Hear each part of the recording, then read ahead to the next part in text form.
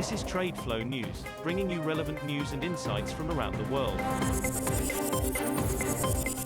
TradeFlow News, enabling trade for SMEs and economies worldwide.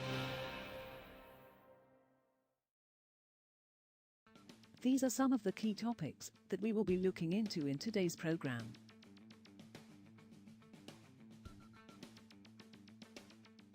First, let's take a look at the overnight headlines which are impacting the commodity markets.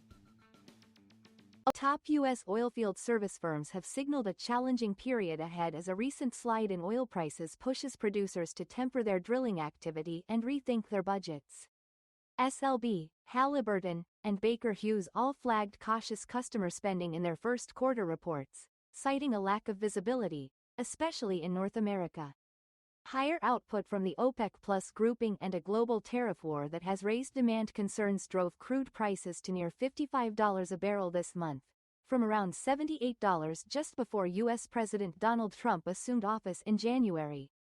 China's April crude oil imports slowed from the previous month but rose 7.5% from a year earlier due to abundant deliveries of sanctioned shipments and as state refiners built stocks during maintenance shutdowns. April imports into the world's largest buyer totaled 48.06 million metric tons, according to the General Administration of Customs, equivalent to 11.69 million barrels per day, BPD. This is lower versus 12.1 million barrels of oil per day in March but higher compared with 10.88 million barrels of oil per day in April of 2024. Moving on to the top news in the energy sector. Indonesia plans to change the source of some of its fuel imports from Singapore to the United States as part of negotiations over steep tariffs, its energy minister said on Friday. The United States has imposed a 32% tariff on Indonesian goods, but like other countries, implementation has been paused until July to make room for negotiations. Minister Bahlil Lahadalia said the change of some fuel imports away from Singapore would happen gradually.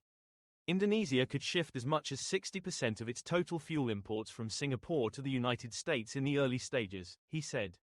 The issue of Russian gas shipments to Europe is being discussed at talks between Russia and the United States, state news agency TASS quoted a Kremlin official as saying on Friday, confirming an exclusive report by Reuters a day earlier. Russian gas exports to Europe were slashed after the Nord Stream pipelines under the Baltic Sea were blown up in 2022. At the start of this year, gas flows via Ukraine came to a halt after Kyiv refused to renew a transit agreement because of the war. Now, however, U.S. President Donald Trump is pushing for peace in Ukraine, raising the prospects of a thaw in gas ties. 8 sources familiar with the talks have told Reuters that officials from Washington and Moscow have held discussions about the U.S. helping to revive Russian gas sales to the continent.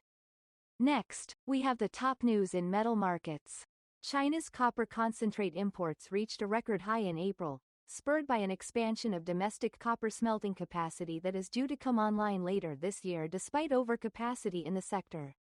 Copper concentrate imports hit 2.9 million metric tons in April, up 25% year-on-year and 22% versus March, according to Chinese customs data published on Friday.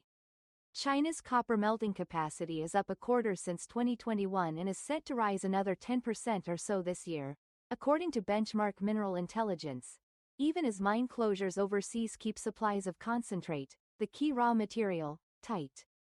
Ukraine maintained steel production growth in the first 4 months of 2025 despite the loss of the coking coal mine in Pokrovsk in the eastern part of the country, data from the Ukrainian Steel Producers Union showed on Friday.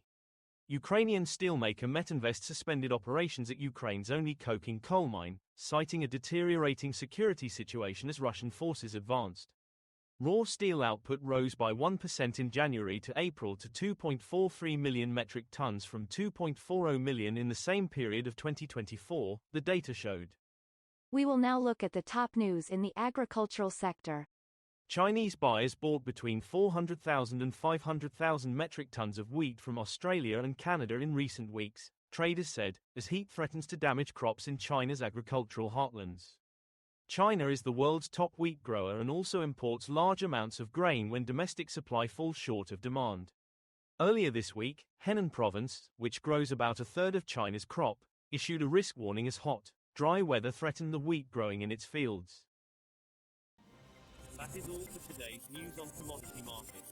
Stay tuned to TradeFlow News as we continue to provide you with more updates. We also invite you to follow us on Twitter at TradeFlow News, which allows you to watch our program on your mobile device or desktop to receive information from there.